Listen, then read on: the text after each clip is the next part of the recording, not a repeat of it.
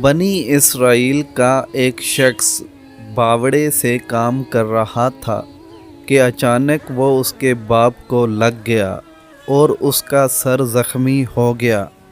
تو اس شخص نے اپنے ہاتھ کو مخاطب کرتے ہوئے کہا، جو میرے باپ کے ساتھ ایسا کرے وہ میرے ساتھ نہیں رہ سکتا۔ چنانچہ اس نے اپنا ہاتھ کاٹ دیا۔ یہ بات بنی اسرائیل میں مشہور ہو گئی۔ ادھر بادشاہ کی بیٹی نے بیت المقدس میں نماز پڑھنے کا ارادہ کیا تو بادشاہ نے کہا، اس کے ساتھ کسی کو بھیجو۔ لوگوں نے کہا، فلاں شخص کو۔ بادشاہ نے اس شخص کو بلوایا تو اس نے کہا، مجھے تو اس کام سے معاف ہی رکھیں۔ بادشاہ نے انکار کر دیا تو اس شخص نے کہا، اچھا مجھے چند دن کی مہلت دے دیجیے۔ چنانچہ وہ گیا اور اس نے اپنا عضو تنازل کاٹ دیا۔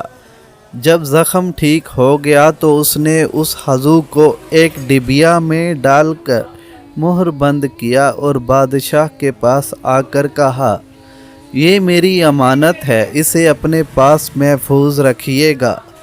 بادشاہ نے اسے راستے کے بارے میں بتایا کہ کہاں کہاں رکنا ہے اور کتنے کتنے دن قیام کرنا ہے، یہاں تک کہ ہر دن کی مدت معین کر دی۔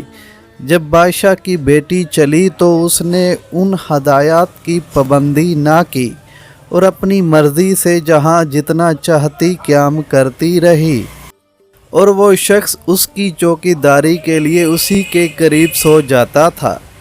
جب وہ سفر مکمل کر کے بادشاہ کے پاس واپس آیا تو لوگوں نے بادشاہ سے کہا، یہ لڑکی کے پاس سوتا رہا ہے۔ بادشاہ نے کہا، تو نے میری مخالفت کی ہے اور اس کے قتل کا ارادہ کیا ہے۔ اس شخص سے میری امانت واپس لے آؤ۔ جب امانت اس کے حوالے کی گئی تو اس نے اس ڈبیا کو اپنی ہتھیلی پر رکھ کر سب کے سامنے کھول دیا۔ یہ بات بھی بنی اسرائیل میں مشہور ہو گئی۔ پھر جب ان لوگوں کے قاضی کا انتقال ہو گیا تو انہوں نے کہا، ہم اس کی جگہ کس کو مقرر کریں؟ لوگوں نے اس شخص کو قاضی بنانے کا فیصلہ کیا، مگر اس نے انکار کر دیا۔ لوگ اصرار کرتے رہے، یہاں تک کہ اس نے کہا، اچھا مجھے سوچنے کا موقع دے دو۔ چنانچہ اس نے اپنی آنکھوں میں کچھ ڈالا جس سے وہ نابینا ہو گیا، پھر منصب غذا قبول کر لیا۔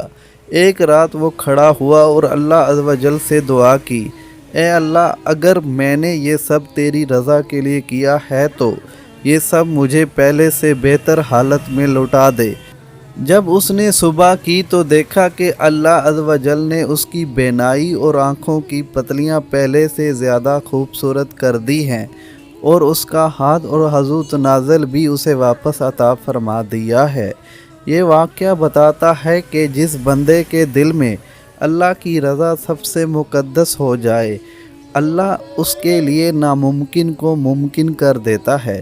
گناہ سے بچنے کے لیے قربانی دینا آسان نہیں، مگر جو شخص اپنی خواہش، عزت اور دنیاوی منصب کو اللہ کے حکم پر قربان کر دے، اللہ اسے ضائع نہیں کرتا۔ لوگ ظاہری حالت دیکھ کر الزام لگاتے ہیں، مگر اللہ نیت کو دیکھتا ہے۔ جو بندہ اللہ کے لیے اپنے نفس کو توڑتا ہے، اللہ اس کی ٹوٹی ہوئی چیزیں پہلے سے بہتر صورت میں لوٹا دیتا ہے۔ یہ واقعہ ہمیں سکھاتا ہے کہ تقوی، ایمانت اور اخلاص آخر کار عزت، نور اور قبولیت کا سبب بنتے ہیں۔